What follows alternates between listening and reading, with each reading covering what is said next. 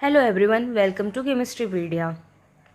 आज आज हम गेट 2019 का क्वेश्चन देखने वाले हैं और क्वेश्चन हमारा अगेन कोऑर्डिनेशन केमिस्ट्री से है।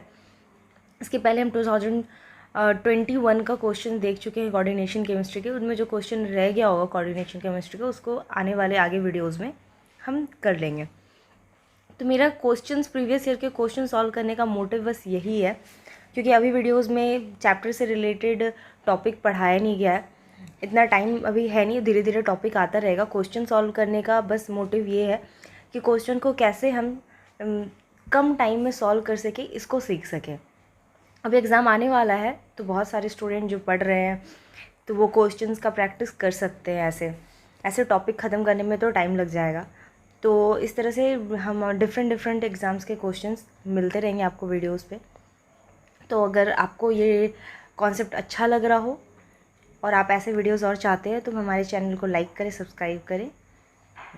और अब आते हैं वीडियो पे कि क्वेश्चन क्या है हमारा। तो क्वेश्चन है हमारा नॉर्मल स्पाइनल से।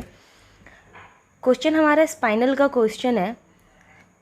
स्पाइनल दो तरह के होते हैं, नॉर्मल और इन्वर्स स्पाइनल। तो स्पाइनल क्या होता है? स्पाइनल जो है वो मिक्स्ड मेटल ऑक्साइड्स होते हैं। स्पाइनल हमारे मिक्स्ड मेटल ऑक्साइड्स होते हैं। ये टू टाइप्स के होते हैं, एक तो क्वेश्चन में नॉर्मल है, दूसरा हमारा इन्वर्स स्पाइनल होता है।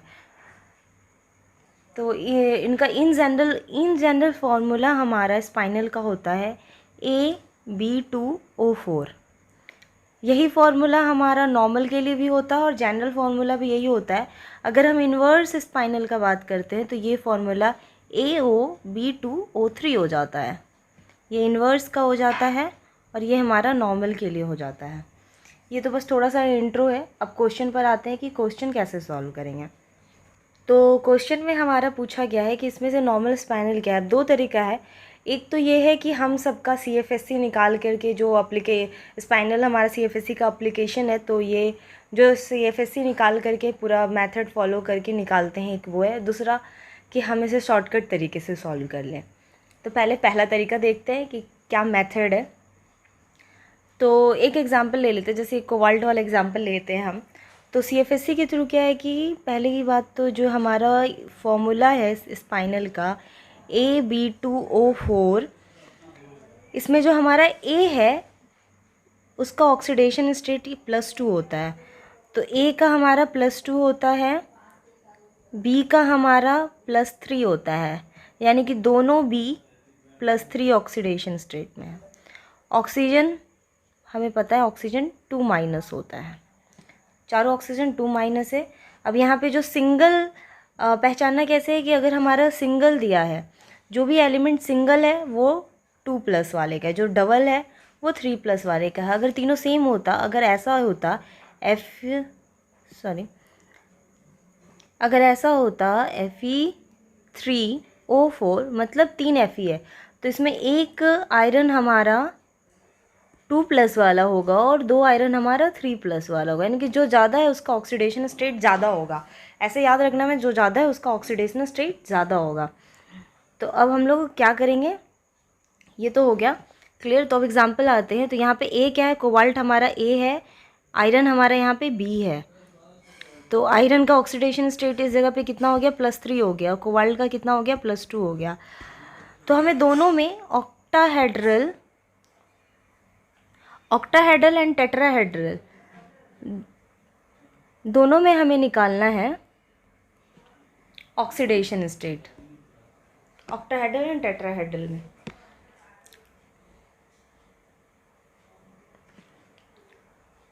तो पहले कोबाल्ट 2+ और Fe3+ दोनों का CFSC फाइंड करना है हमें।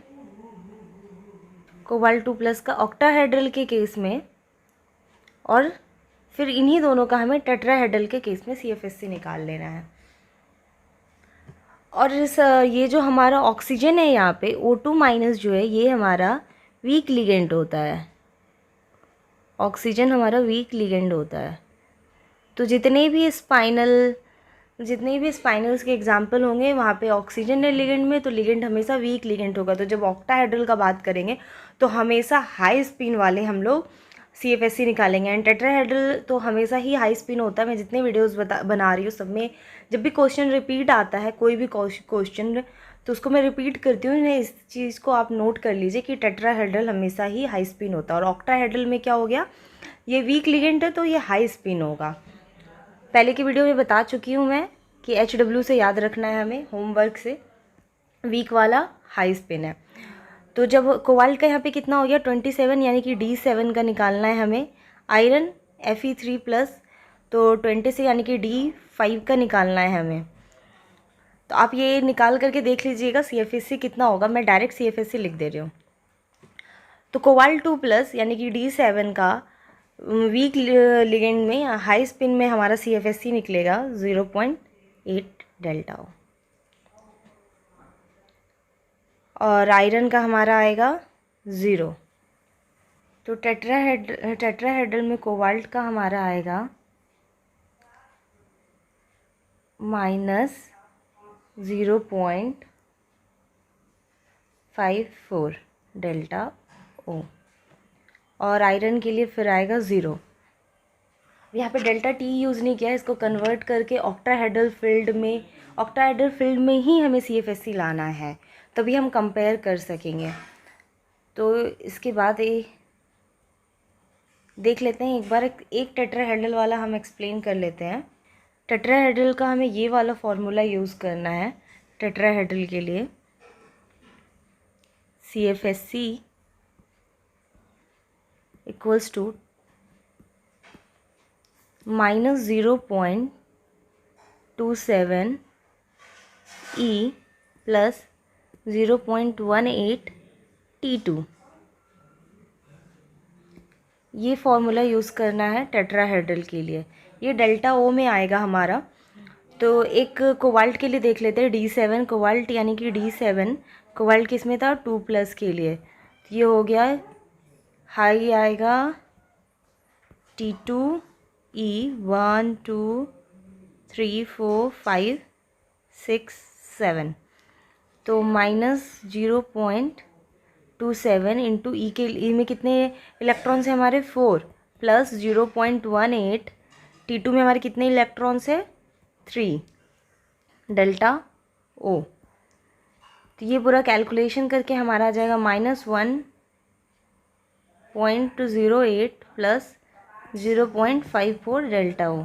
फाइनल आ गया 0.54 डेल्टा ओ। आयरन का आप लोग खुद निकाल के एक बार चेक कर लीजिएगा, 0 आएगा। इसी फॉर्मूला से हमें यहाँ पे स्पाइनल के लिए करना है। ओके, अब फिर से वापस से देखते हैं। तो हमारा ऑक्टाहेड्रल में और टेट्राहेड्रल में CFSC कितना आ रहा है। कोबाल्ट के लिए हमारा CFSC आया है 0.8 0.54।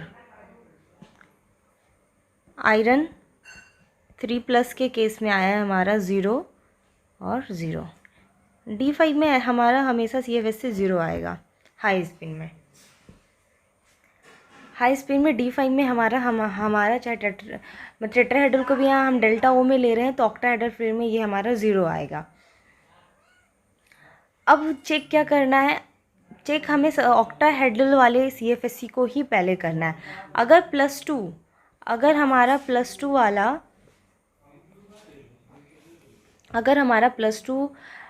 जो +2 में है हमारे एलिमेंट, उसका CFSC वैल्यू ऑक्टाहेड्रल फील्ड में ज़्यादा हो रहा है।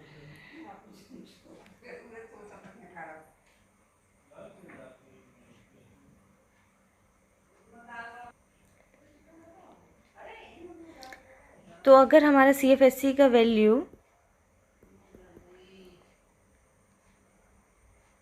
+2 वाले का यानी कि A2+ का ज़्यादा हो रहा है ऑक्टाहेड्रल में, तो इसका मतलब हमारा स्पाइनल कौन सा होगा, इन्वर्स स्पाइनल होगा।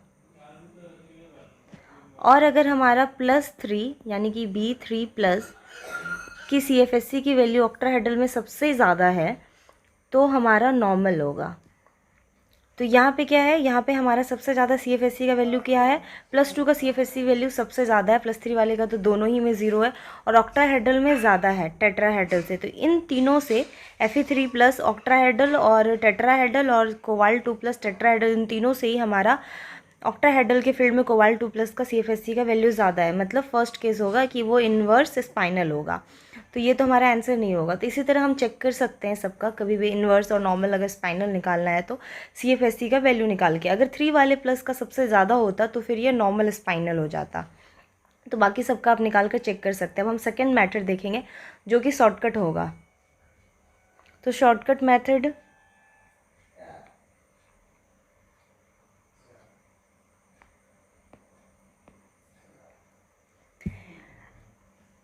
ओके, तो इस चार्ट से, ये चार्ट हमारा हुई के बुक में दिया हुआ है, इस चार्ट से हम शॉर्टकट तरीके से स्पाइनल का वैल्यू निकाल सकते हैं। तो अब हम इससे शॉर्टकट तरीके से सीखेंगे कैसे स्पाइनल निकालेंगे। तो ये जो वैल्यू है ये लेमडा का वैल्यू है। लेमडा हमारा स्पाइनल को मेज़रमेंट करने का पैरामीटर है।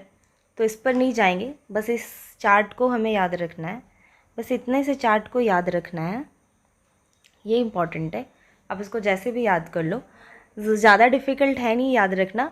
इसमें हमारा जो इधर वाले एलिमेंट्स आ रहे हैं, अप टू डाउन वाले जो एलिमेंट्स हैं, ये हमारे +3 वाले हैं, ये हमारे +3 वाले हैं यानी कि B वाले हैं, और इधर वाले हमारे क्या है, A वाले हैं यानी कि +2 वाले। तो ऊपर हमारे +2 वाले लिखने हैं, 1 2 3 4 5 6 7 7 एलिमेंट्स ऊपर लिखने हैं, नीचे 5 एलिमेंट्स लिखने हैं। इस तरह से करके याद रख लेना है। बस ये एल्युमिनियम वाला एक याद रखना है पहले, और मैग्नीशियम से स्टार्ट होगा। उसके बाद तो ईजी है, D5 D6 D7 D8 D9 और D10 तक लिख लेना है, ट्रांजिशन जितने भी हैं। यहाँ पे D4 से लेकर D7 तक लिख लेना है। उसके बाद क्या है, जो आयरन वाला है हमारा, वहाँ पे हमें वैल्यू लिख लेना है। अब एक्यूरेट वैल्यू याद रखने का कोई ज़रूरत नहीं है, बस हमें वैल्यू लिख लेना है। सब जगह कुछ वैल्यू बैठा लेना, या फिर आप क्रॉस करके याद रख लो जैसे भी।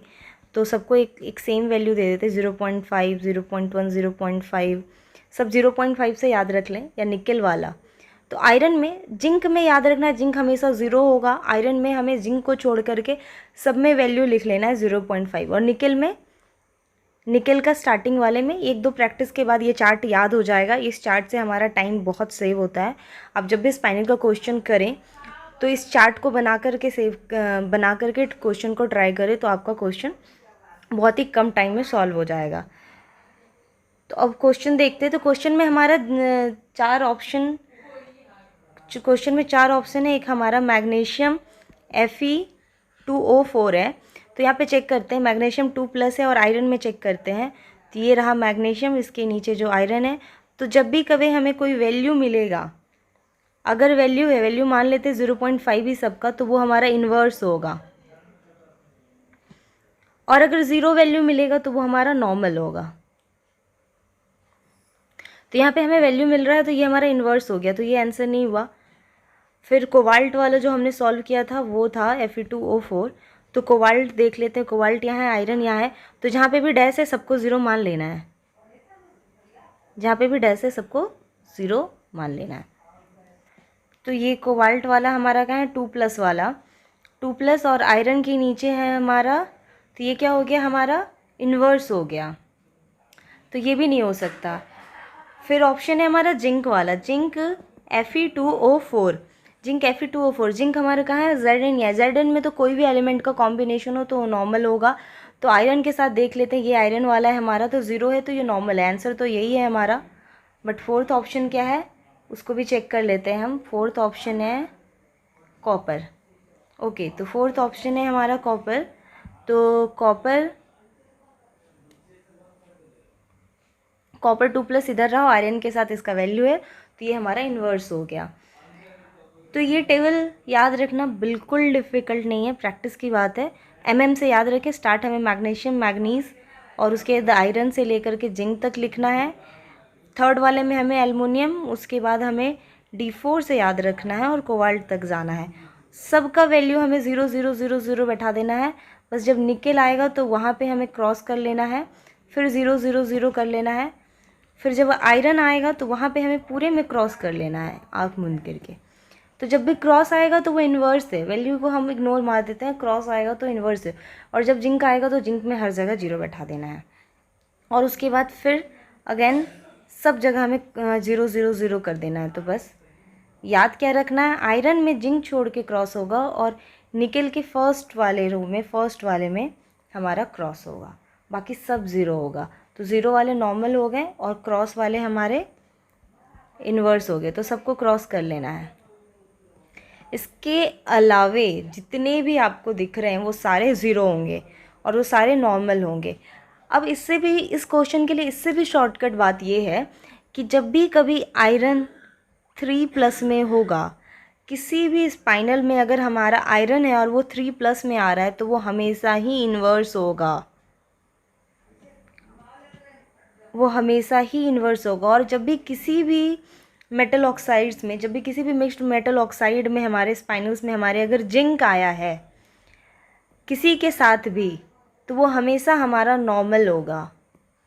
ये दो चीज़ रखना, जिंक के साथ कोई भी कॉम्बिनेशन आए नॉर्मल होगा, आयरन 3+ के साथ कोई भी कॉम्बिनेशन आए एक्सेप्ट जिंक तो वो हमारा इन्वर्स होगा। बाकी इस चार्ट से बाकी सबका निकल जाएगा। तो इसको हम देख लेते तो ये बस एक बार में क्वेश्चन सॉल्व हो जाता, क्योंकि सारे में आयरन है और किस में है 3+ में, मतलब सब इन्वर्स हो गया। और जिसमें जिंक है सीधा सा बात है वो हमारा नॉर्मल हो गया। तो ये चीज़ प्रैक्टिस से आएगा और ये सबसे आसान तरीका है, बस इतना ही याद रखना है। चार्ट का प्रैक्टिस करें, नहीं तो एक एक का CFSC निकाल के 4 ऑप्शन का हम अगर एक एक CFSC निकालें तो बहुत टाइम लगेगा। जब भी स्पाइन का क्वेश्चन देखें एक रफ में चार्ट बना लें और उसके बाद देख लें, पहले तो चेक करें कि आयरन 3+ में है और क्या उसमें जिंक नहीं है कि है। उसके बाद देखें कि अगर चार्ट बनाने का ज़रूरत है तो चार्ट बना लें। तो अब नेक्स्ट क्वेश्चन देखते हैं। ओके, तो नेक्स्ट क्वेश्चन है रेडॉक्स रिएक्शन से क्वेश्चन है। ओके, ये क्वेश्चन हमारा रेडॉक्स रिएक्शन से क्वेश्चन है। ये क्वेश्चन इलेक्ट्रॉन ट्रांसफ़र मैकेनिज्म से है।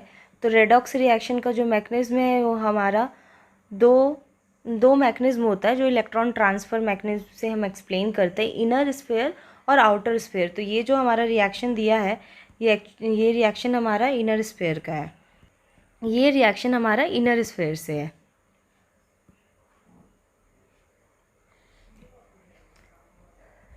इनर स्फीयर में हमारा क्या होता है कि ये जो एक्स वाला पार्ट होता है, इनर स्फीयर का हमारा रेट ऑफ रिएक्शन 2 फैक्टर पर डिपेंड करता है। एक तो इस बात पर डिपेंड करता है कि जो हमारा ब्रिज वाला लिगेंड है, ये जो एक्स है वो हमारा ब्रिजिंग लिगेंड होता है, इस पे डिपेंड करता है। दूसरा लिविंग ग्रुप पे डिपेंड करता है कि रेट ऑफ रिएक्शन क्या होगा। तो यहाँ पे जो क्वेश्चन पूछा है वो ब्रिजिंग लिगेंड से पूछा है। तो ये इनर स्फीयर के लिए हमारा ब्रिजिंग लिगेंड बहुत इंपॉर्टेंट है। जितना अच्छा ब्रिजिंग लिगेंड होगा वो हमारा उतना ही फास्ट रेट ऑफ रिएक्शन, उसका उतना ही फास्ट रेट होगा रिएक्शन का। तो रेट कांस्टेंट की वैल्यू उसकी ज़्यादा मिलेगी। तो अब देखते हैं यहाँ पे क्या क्या दिया हुआ है। तो हमारा एक ऑर्डर है कुछ एलिमेंट्स का, वो ऑर्डर याद रख लेना है इस तरह के क्वेश्चन के लिए। तो हमारा ऑर्डर होता है रेट के लिए। कुछ एलिमेंट्स के हमारे ऑर्डर है, बुक्स में दिए हुए हैं। तो वो ऑर्डर हमारा जो है वो ब्रिजिंग लिगेंड के लिए है। ये एक्स पे डिपेंड, एक्स के लिए ऑर्डर, ये जो ऑर्डर बता रही हूँ मैं ये एक्स के लिए है। अगर एक्स की जगह इनमें से कोई एलिमेंट होगा तो उस ऑर्डर को बस याद रख लेना है। तो ऑर्डर है हमारा सब I- OH-,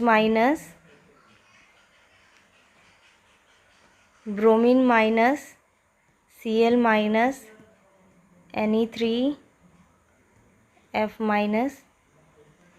वाटर।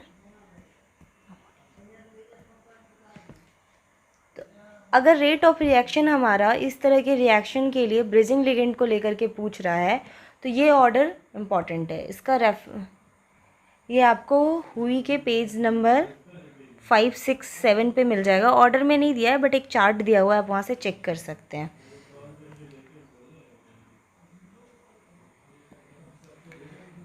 तो ये ऑर्डर के अकॉर्डिंगली अमोनिया क्या होता है, अमोनिया में सबसे स्लो होगा। तो यहाँ पे आंसर तो हमारा अमोनिया आ जाएगा। अमोनिया अगर रहता है एक्स के जगह पर तो वो सबसे स्लो रिएक्शन होगा, उसका रेट सबसे स्लो होगा हमारा। और तो कुछ पूछा नहीं है इसमें। अगर इनका ऑर्डर करें तो इनमें हमारा सबसे ज़्यादा किसका होगा, क्लोरीन का होगा, फिर हमारा Na3- होगा, फिर वाटर होगा, और फिर NH3 होगा। अगर क्वेश्चन इस टाइप से पूछता इन सबको लेकर के रेट क्या होगा ऑर्डर में, और 4 ऑप्शन अरेंज कर देता तो आंसर ऐसा होता। तो अगर किसी भी तरह से घुमा के क्वेश्चन पूछेगा इस पर, तो इस ऑर्डर को याद रख लेना है, इसको आप नोट कर लीजिए, ये इम्पॉर्टेंट है इस तरह के क्वेश्चन के लिए। अब क्या होता है कि जो हमारा डिपेंड कर रहा है ब्रीजिंग, तो हमारे इनर स्फेयर मैकेनिज्म के लिए हमारा ब्रीजिंग लिगेंड बहुत इंपॉर्टेंट है।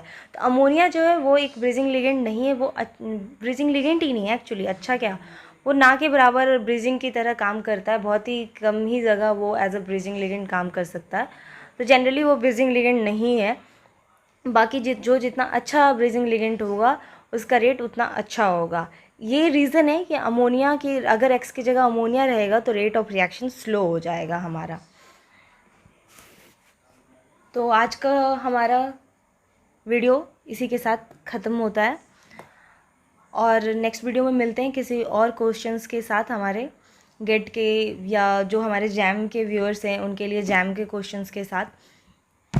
तो अगर आपको हमारा वीडियो अच्छा लगा हो तो लाइक करें, सब्सक्राइब करें एंड शेयर करें। Thank you.